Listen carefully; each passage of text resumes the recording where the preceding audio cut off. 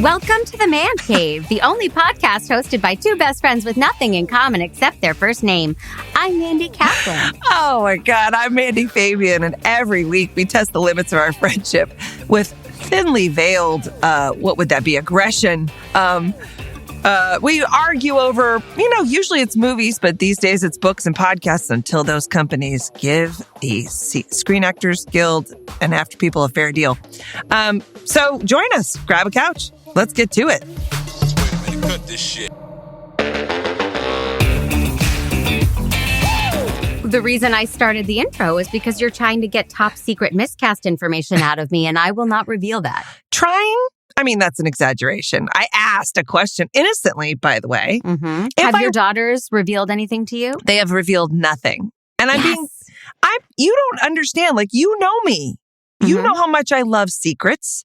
I have the physical capacity that if you were throwing me a surprise birthday party and someone came up to me and said, "Hey, I'm coming to your birthday party on Saturday," and blew the surprise, I firmly believe that I could mentally somehow convince myself that I never heard it. Right. And I would be I would convince myself that they were wrong or that they made it up, and I would ignore all signs, and I would show up and genuinely be surprised on Saturday. I know. So I don't want to know my kids' songs, and I can help them do tracks, and I actually have the physical capacity to not look or absorb information. So no, I haven't got anything. I haven't heard any rehearsals. You are very much like a puppy, and you pee on the rug, and we rub your nose in it, and then that's you right. Pee on the rug again. You don't know. I'm a great secret keeper. Like, literally, you could tell me your worst secrets, and tomorrow I would not remember them. It's either charming or incredibly insensitive. I don't know.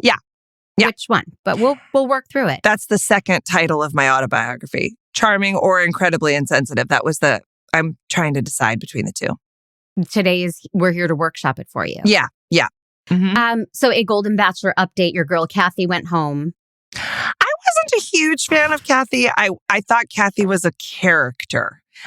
She went home. Yeah, I would go home the third week. Remember, I said I was like Kathy, more like Kathy than I wanted to imagine. But I'm glad because I heard she was being kind of toxic. Yes. Not trying very hard. Yeah. Yes, from you. Yes. Because you're the only person I know who's watching The Golden Bachelor. No, don't say that. Big hit. ABC, big hit. So, no, the only person I know, but I hang out with very cool people. You know that. Yes. Very hip, intellectual, artistic. English teachers in Ohio, apparently. Yeah. Yes. So Ellen really is the front runner. She's the pickleball coach, the New York one. I'm sorry, wait, what? She's a pickleball coach. She coaches pickleball? Because I don't think it's that hard. No, she does. Please don't tell me she's a certified. And they played pickleball, and she was very good. She coaches it. And Teresa is still there, the little one with the big crazy eyes. Yeah. And then Leslie, who we have our strong opinions about, the dancer, she had a very romantic date that ended in a hot tub. So those are your three front runners that are still remaining. Faith is still there, the radio DJ host. Yeah. And then than that, it's Riff and Raff. Nancy went home in a classy way. Yeah. She was like, "I can tell that you and I don't have the type of connection that these other women have." And he said, "You're right." And she said, "So I'm just going to go, and I wish you all the best." She gave everybody a hug and left. God, I love Nancy. See, Nancy's the one I would chase. Yeah, maybe. Yeah. That's classy.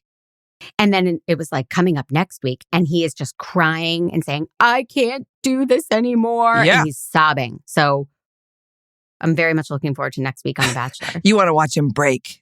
Yeah. How could he do it? It's brutal.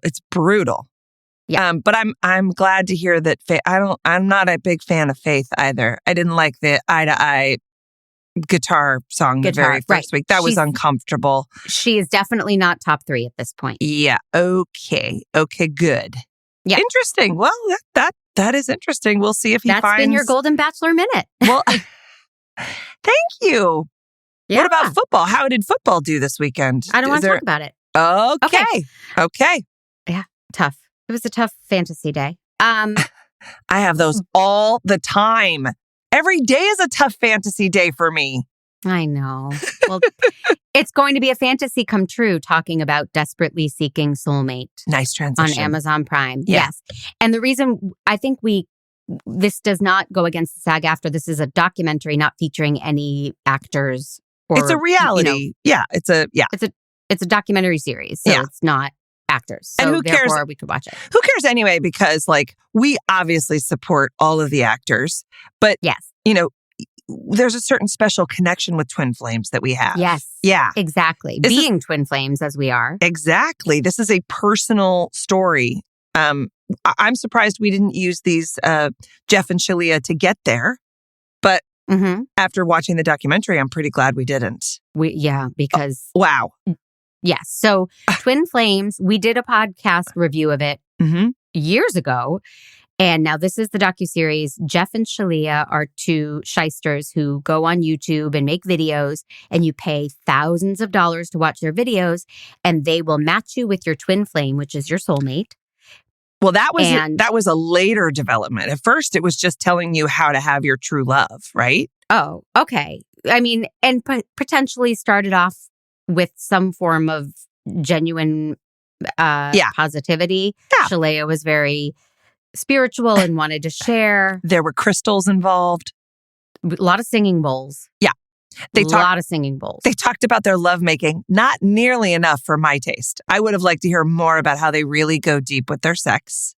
Did you want to hear it every time he said juicy, which was many times?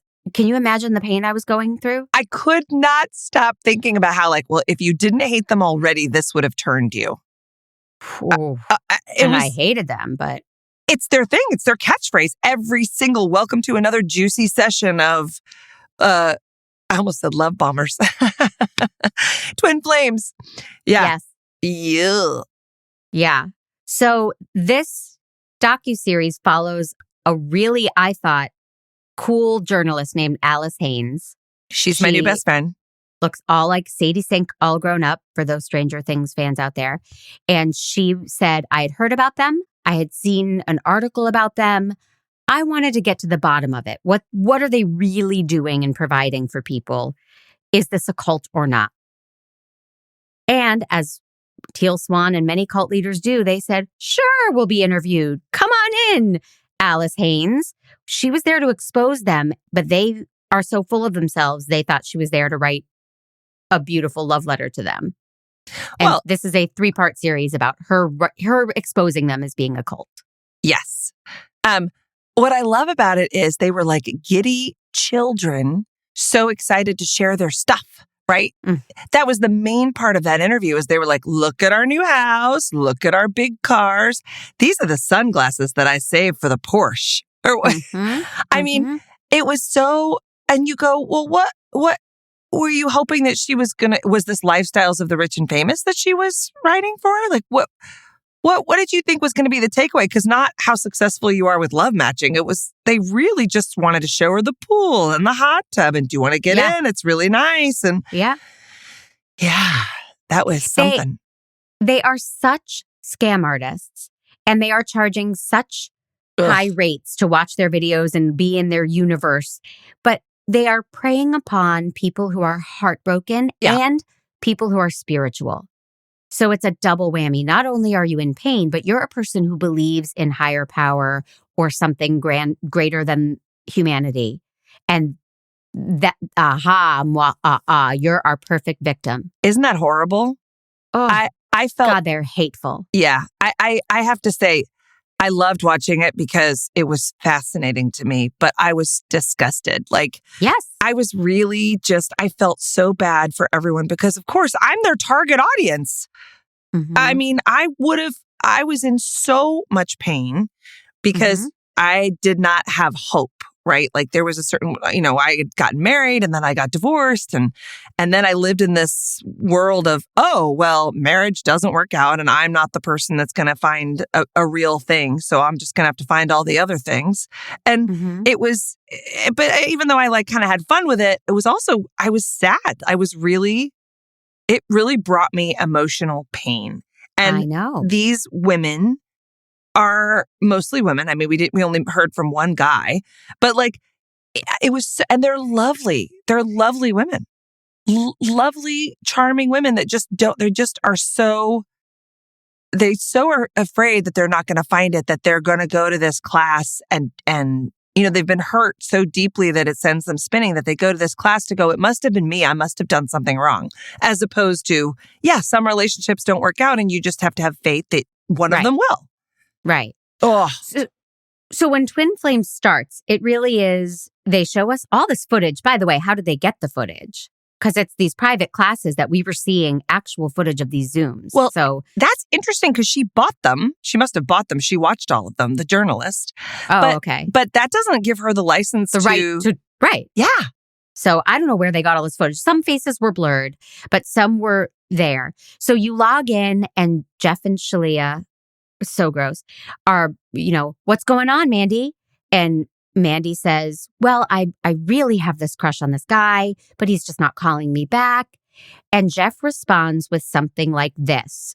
Pete, please play in episode 1, minute 36:10 to 37:26, where he's talking about sexually harassing. It's cool to like your twin flame as much as you like them. It's not weird. It's not obsessive. I interviewed someone whose twin flame filed a restraining order against her and ended up in jail for a month. The only power that can separate us is our choice not to be together. I contacted a few of the people that had been posting on Reddit about Twin Flames Universe, and I asked, what is truly going on with these people? What if my twin flame won't talk to me? They don't even show up to their door, even though I know they're home. This is what coercion looks like. This is what spiritual manipulation is. Show up at his motherfucking door, bust it down, show up every day at his house, and drag him over to yours. Yeah. Start grabbing his stuff and putting it in your house. That's what he wants. He uses humor as a way to say crazy shit that he couldn't get away with otherwise. And it's working. So Jeff tells Mandy, commit crimes, beat on his door, just put yourself out there. It is so menacing. He wants you to sexually harass him. Sexually harass him. He's a guy. He wants it. Cross boundaries. Go claim your true flame. Cross boundaries. Yes. Woo. And they are still thriving. They're not getting in trouble for this. But that's when things started to turn. So now they have a bunch of these women all across the country logging in, getting told, beat down his door, stalk him, harass him. Oh, yeah. Don't take no for an answer. Otherwise, it's your fault that your love is not going to thrive. Right. And they also say that they got the message from God. They know that this person is the twin flame. So if this person goes, maybe it's not because he's not responding, they go, God told us. So we're telling you directly from God, that's your twin flame, and go get him, and you're failing if you don't. Right. And they only had one couple to hold up as their example of a successful match. And that was, I don't want to mess up their names, Katrina and Anne. Yeah. They're so sweet. This lesbian couple who left their heterosexual marriages because they had been in love since high school or college. And they jumped into this world as coaches and as the shining example that twin flames could say, look, it works. We got these two women together. And they believed that happened, and they were happy to become coaches and help other people with their true flames. Yeah. But there's one little problem. What's that? It was all women, straight women. So what do you do if you can't help these women harass and stalk men into loving them? Oh, God. You convince. So now Mandy's still crying and saying the guy's not responding. So I'm very upset. Yeah. You're a man. Mm-hmm. You have male energy. Yep. And we've discovered your twin flame is Mandy Kaplan. Congratulations, ladies. Mandy Fabian, you need to start transitioning into a man, and then you'll be happy. And these brainwashed cult members did it. My God. Started to try to live their lives as the other gender. Heartbreak. Right? I mean, yeah. And you know what? That's the power of loneliness. I mean, that's the power of having a desire the ratio of a desire for something and then the hope that you can actually have it, which is really weird because you would think that if they're doing this class and they're doing all this work, a lot of people in the beginning said, I really benefited from these classes. So we don't actually get to see what their techniques, well, we saw the mirroring technique. But we don't get to see a lot of their other classes or techniques. We don't get into the specifics of what they're doing, but a lot of them said, my life started to get better. I felt better because they're loving themselves so that they can attract their one true love. And so you go, okay, well, I'll buy that. Sure, if that helps you. But then as they're not attracting their one true love, they become more and more dependent because, again, it's just like somebody getting sober for somebody else. It's not going to work. They had to love themselves just to do it, not so that I'm not getting the results. I've loved myself enough. Now I'm supposed to get somebody who's going to love me. It's like it's kind of a sham, right? So they get the desperation, the desire gets bigger and bigger, and their hope gets less and less. And the only hope they have is that Jeff and Shaleia are going to solve this for them. Mm-hmm. So I'm going to grow balls. That's what I'm going to do. Literally, I'm going to try to get some balls. Yeah. They are the answer to a lot of things. They can be. So the person we see going through this, her name is Brianna. She's from Boston, and all her aunties are interviewed with their Boston accents, and it made me very happy. Are you best friends with them? Because it feels like you would know those ladies. I thought you'd be so at home. I would like to be. They were my kind of gals. Yeah. And Brianna's very unhappy. And they all play for the Patriots, right? All those women? Yeah. They were definitely guards or linemen, these ladies. Yeah, but Brianna is very unhappy and finds Jeff and Shaleia. And then they tell her, good news, we found your twin flame. And it's a woman whose name I can't remember. And they force that woman to become a man. Brad, right? I don't think so. I thought it was I don't think it's Gabe. Oh, Gabe, right? Gabe. So they wouldn't show Gabe as a woman on screen. They blurred her when Brianna's like, good news, I found my twin flame. Here she is. And Brianna looks so miserable and we can't see the woman. Then the woman becomes Gabe. Mm-hmm. And by the way, our crack research team, me, Gabe is still a coach for twin flames. Whoa. Mm-hmm. Whoa. So Brianna escaped. Brianna and Gabe go to live with Jeff and Shaleia and live as servants for them. Mm-hmm. They paid to go live in their basement and cook and clean and take care of Jeff and Shaleia. Oh, God. While being forced to live as a couple. And let me ask you, so Keith Raniere, the other cult leader that we studied in depth, was creepy, but also, to me, he presented as kind of charming. He presented as smart. Like the things he said, he finally threaded that needle of psychological kind of, I want to help you. I want you to feel better. You don't feel good, right? Let me help you. You're not letting me in. You're not doing the work or whatever. But there was something almost, I know he was so creepy, but there was something also kind of like gentle about him, or that seemed somewhat authoritative, I'm going to say. Like he was more believable to me as a cult leader. Jeff is super on drugs or something, right? Like he has to be on some sort of, the dark circles under his eyes and he's crazy. Like he seems unhinged. And even when seems like he's got it together, he feels to me like a little kid playing grown up. Yeah. Well, very Charlie Manson. Not just because of the beard and the long hair, but Charlie Manson, even when he's playing guitar and saying nice things on, they have footage of him and he's unhinged. There's something behind those eyes. And Jeff has that. Yeah. He's menacing. Yeah. And when you watch him talk and he says all this crazy shit, like really like, you are not you are my student. I school you. You do not school me. Like he gets really aggressive. Yeah. And every time he says something that's so inappropriate, like, the woman's like, I'm not a man. And he's like, yes, you are. Yes, you are. Yeah. Do not I know argue an angry with me. Man when I see one. Uh-huh. And that's what I'm looking at. And and I don't like this disrespect. And then Shaleia pops up. It's just getting really fucking old, right? But Shaleia is interesting because I'm watching her face the whole time. And he says this wild shit that to me is too far. If Keith Raniere had said shit like that, I feel like he would have lost people faster.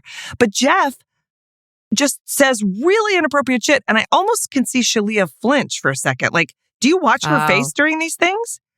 I found her to be tough to read. Yeah. And I wrote 31 minutes in and she finally spoke a whole sentence and every other word was like. Yeah. So I think their dynamic was, hey, you're stupid, keep your mouth shut and do your singing bowls and I'll do all the talking.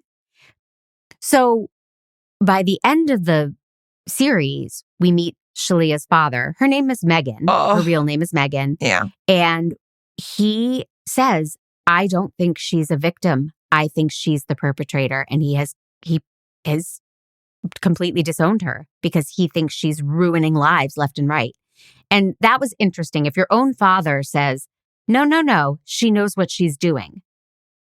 I don't think she was flinching. I think she finds it sexy when Jeff abuses people and shames them. I think she likes it. Well, he also said that she had come to him when she was in her 20s and basically just a tirade of spewing hatred at him, like real vitriol that she hated him and he was a terrible father and she had all this anger at her childhood and she cut off ties with him.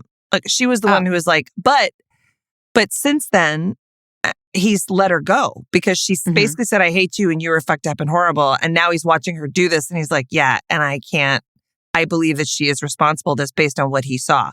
He also left her when she was like 10 or 11 and disappeared. And he was like, that was really hard being a dad all the way across the country. I'm like, yeah, I bet. Not to say that he wasn't a good father, like people live their lives and all that, but there was something about it that I was like, I'm not saying he is not responsible. Everybody's responsible for their own thing. But, you don't have a great relationship with your daughter, maybe not just because she's crazy and a cult leader. There may have been something that happened a little bit before that. Not justifying her at all, because what she's doing is bonkers. Like, and they interview. I started one cult, but it only lasted 3 days, I think of the Mandcave as a cult. Yeah. And I think you're an admirable leader. Thank you. They interviewed childhood friends, which is always interesting. Yeah. And seeing all the pictures of Shaleia, totally normal, happy teen with her friends. And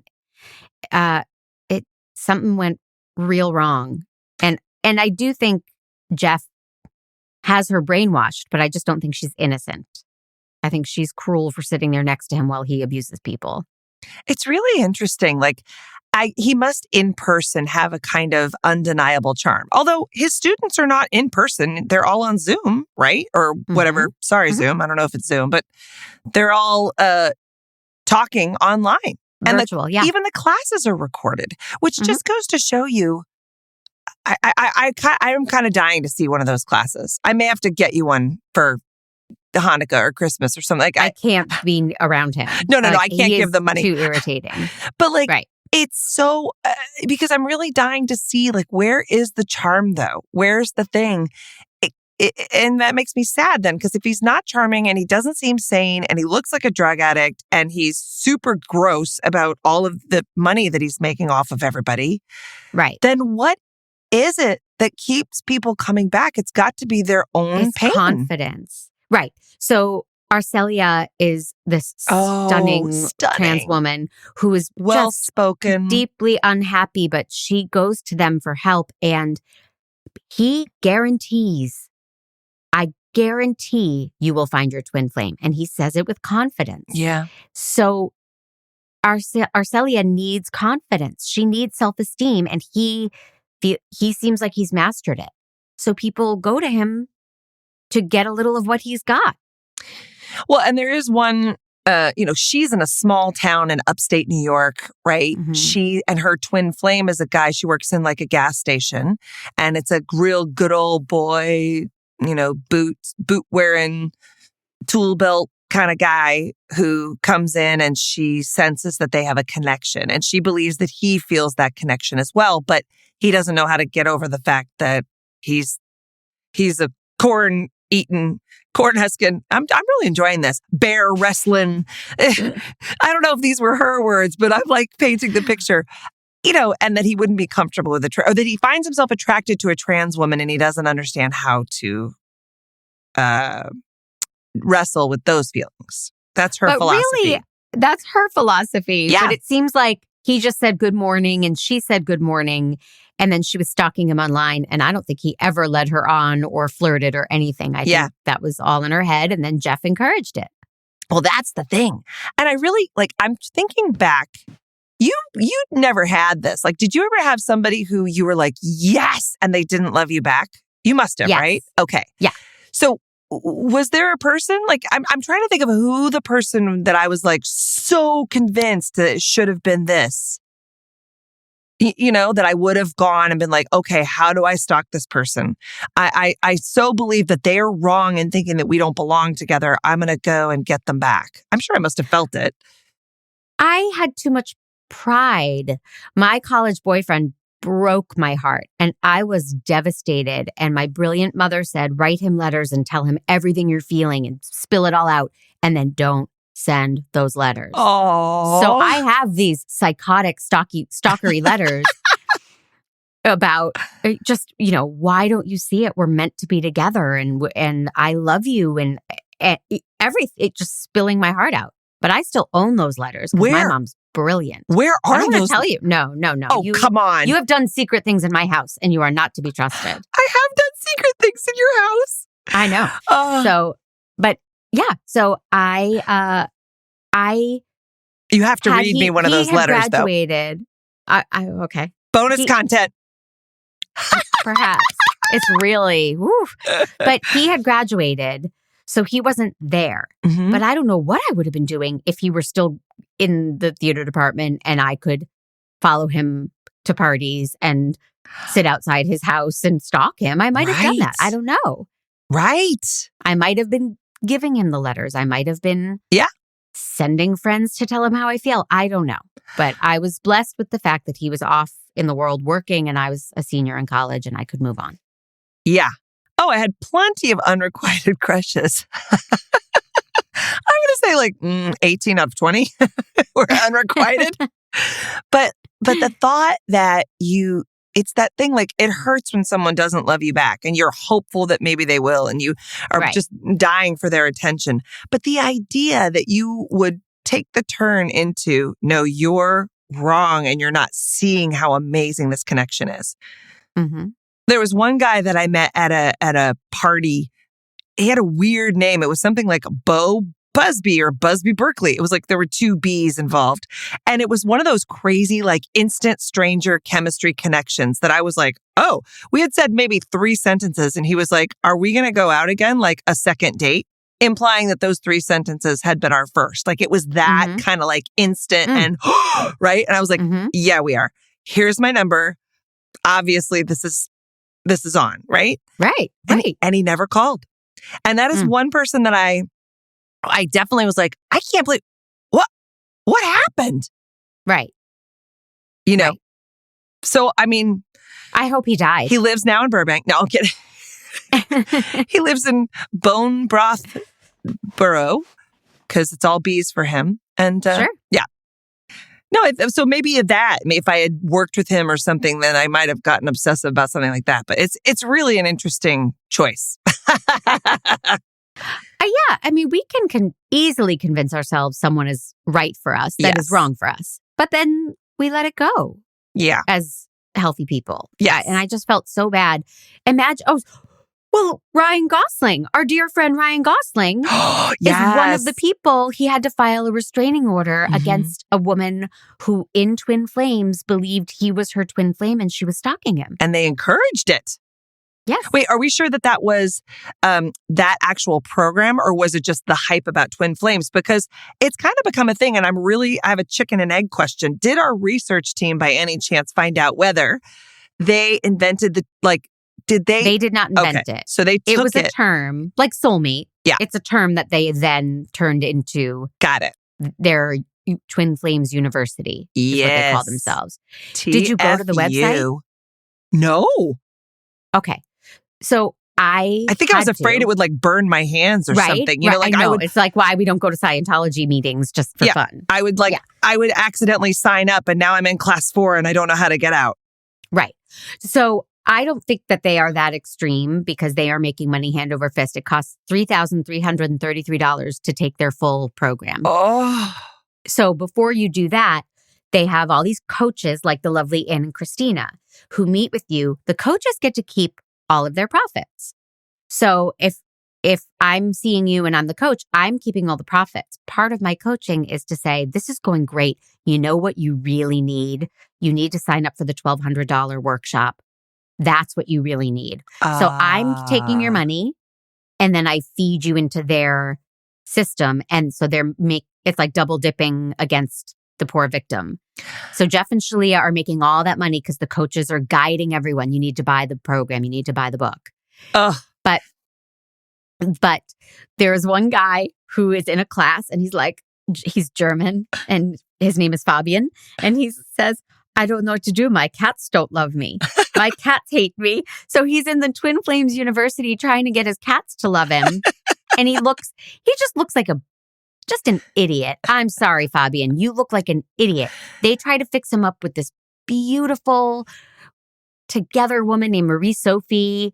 And it's awkward and weird because they're like, you're twin flames. You're twin flames. That doesn't work out because she catches wise. But that guy, Fabian, is a coach on the site. Oh my God. What? Well, now, okay. Everybody these days, it's a gig economy, right? You're going to drive Uber and make your own hours, or are you going to coach Twin Flames and make your own hours? I thought that, was it Katrina and Ann? Katrina and Ann, I thought their story was really interesting because they were like the poster children of this. And then they became coaches not because they were like, I really wish we could spread the word. But Jeff and Shaleia were like, you are now going to work for me. It is your duty as people who've benefited from this to spread the word. So they start coaching. They build their entire lives around this income. Mm-hmm. And then once they've got their home and their kids and they're both doing twin flames and making money and surviving as the couple. Then Jeff is like, Ann, you are the divine male energy and you need a boy's name. So you're no longer going to be Ann. What does he pitch to her? I can't remember. Dan, right. You're Dan now. Real creative. Yeah. And she was like, I don't think I need to be Dan. That name doesn't resonate. She's trying to be gentle about it. She's trying to sort of reject the idea without rejecting him outright. And Katrina's very quiet because this is their leader and because their whole income relies on this. Mm-hmm. And she refuses to become Dan, to use the name Dan. And I don't know, those texts, they show the texts that he sends, these horrible messages. You have 1 week or we'll ruin you. Yeah. They totally threaten and cajole and say, you're being horrible and you'll suffer for this and you're terrible people. And then they get ousted from the group. They didn't even leave voluntarily, but then they lost all their income and they had to figure out a way to make a living.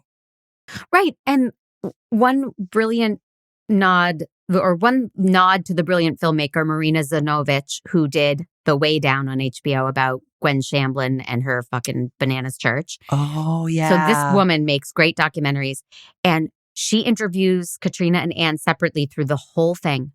So you don't know if they end up together. Yeah.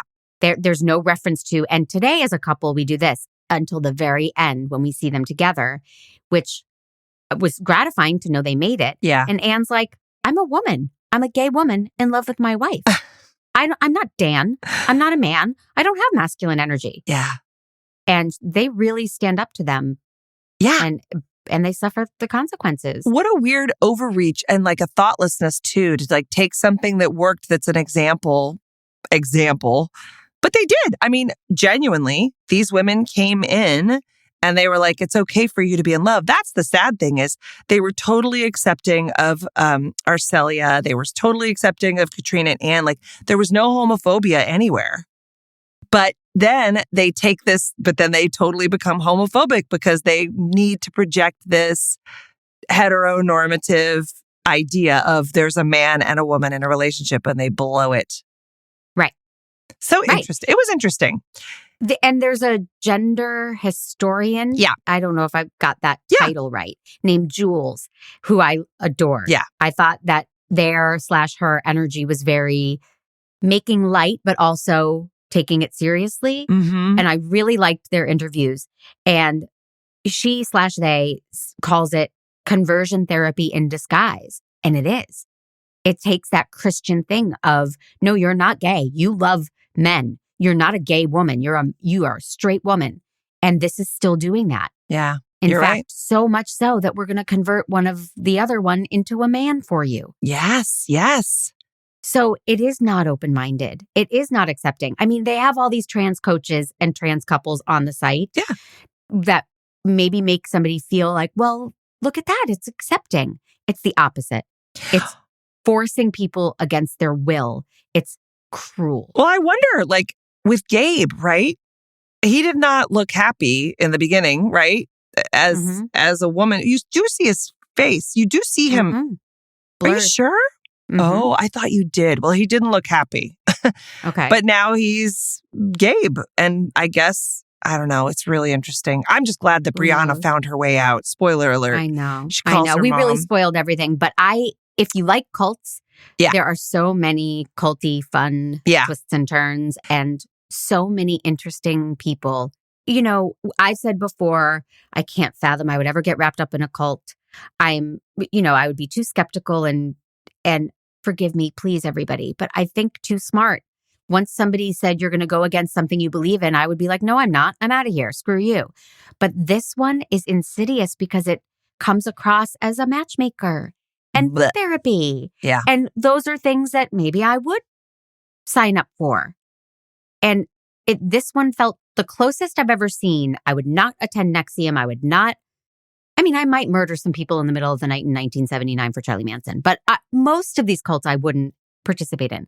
This one is scary, right? Well, and had it been like, we could make you a better actress and a better writer, and we can help your career and make those dreams come true. Plenty of those. I might have been sending them my money and logging in. Yeah, yeah. No, it's the confidence. I mean, that's really the thing, right? Because you can go to your friends and family and they're all like, you'll find somebody, you're so great, but you don't believe them because you go, but that hasn't been true so far. How am I supposed to have hope? Then you go to these people who are like, we know for a fact we're going to get this done. Ugh. Yeah. Yeah. It's guaranteed. Kooky. I thought the documentary, it had a little bit of The Secret. Like there were a little bit of some of the graphics and things. It's a very cheesy kind of, but fun. I hated it in the first episode. I was like, what is this? But then I loved it because I thought it was smart and playful. But it's got a little bit of melodrama to it. It's not an even keel. Sure. There are some recrees and you just see the back of someone's head as they're online. And yeah. For sure. But fun. But I think that helps tell the story. I agree. So it just isn't talking heads on Zoom the whole time. Yes. Yeah. It was really interesting. I loved it. So how many stars? Man jobs. Oh, I'd give it 5. I would too. Yeah. I wanted to talk about it. Well, I could talk about it for 2 days. I loved it. So thank you to Megan for that recommendation. Yeah. And I was unaware of it. So I would have missed it. And when you love a cult, it's fun to go deeper. It's fun to see it, right? We had only heard these voices and this was satisfying to see what it was all about. Yes. Yes. It was so great. I loved it. Great. And if you love cults and you want to support ours, please become a Fandy by going to mandcave.com/Fandy, and $5 a month gets you bonus content and more access to us. Mm-hmm. And who doesn't want that? I'm going out of order. I know what I did. No, that's all right. But you are able to listen to the Mandcave every week because of our brilliant engineer. Yep. And cult leader, Pete Wright. Yep. And True Story FM. And our music is by Ian Post. And if you would like to, tell your leaders what you think of them and get more followers, please go to Apple Podcasts and leave us a review, rate us, give us 5 stars or whatever you're feeling. But if it's not 5, you're probably wrong. I'm just going to tell you that right now. because we love to hear from people and it really helps us grow because, everybody wants to do what everybody else is doing. You know what I'm saying? And you're a cool kid. So be a trendsetter. We're growers, not showers. Oh, God, that was so good. Did you write that down? Maybe we need t-shirts. T-shirts.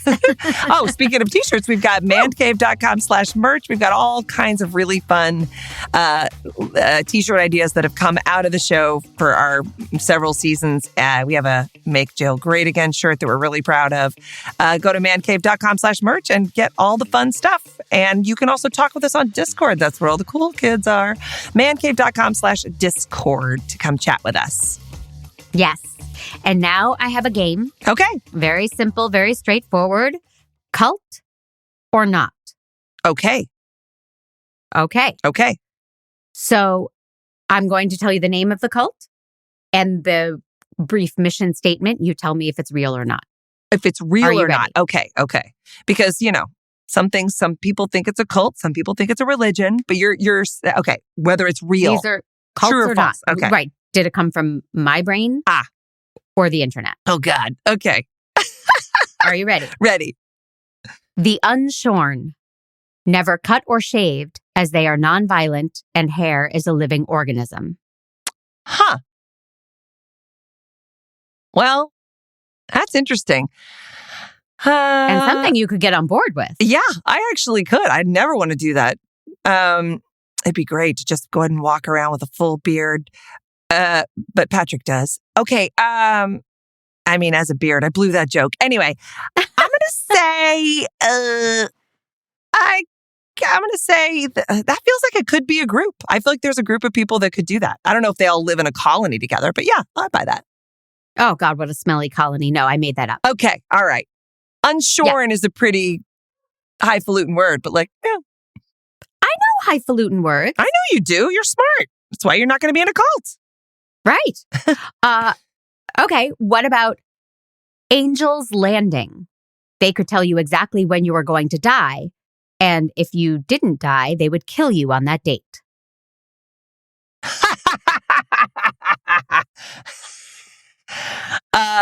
That's funny. No. That is real. That's real? That is real, my friend. Where is that? Oh, come on. I cut and paste the one line. Gotcha. I don't know. I don't have all the details. You can Google Angel's Landing if you'd like to learn more. That sounds like a plot in a movie. We could find a documentary about it. We could call that episode Angel's Manding. Oh, so good. Always thinking ahead. Nicely done. Right? Yeah. Mm-hmm. Yes. Okay. Oneakua. They lived on the beach in Maui and believed that eating sand gave them divine power. I could believe that. That is all me. And I even looked up the Hawaiian. Well, it was the word that sold it. What's right? Oneakuna? Does that mean sand eater? I looked up something like divine sand or something. And then it was too long. So Oh my God. See, I would join all of these. They sound great. Right? What a diet. Keto does it, cleans me out, but the sand I feel like would really add a topper to that. And I think it's low carb. I think it would fill you up. I think that just sit around all day. Yeah, well, maybe, yeah. Okay. Universal medicine could cure any ailment with breast massage.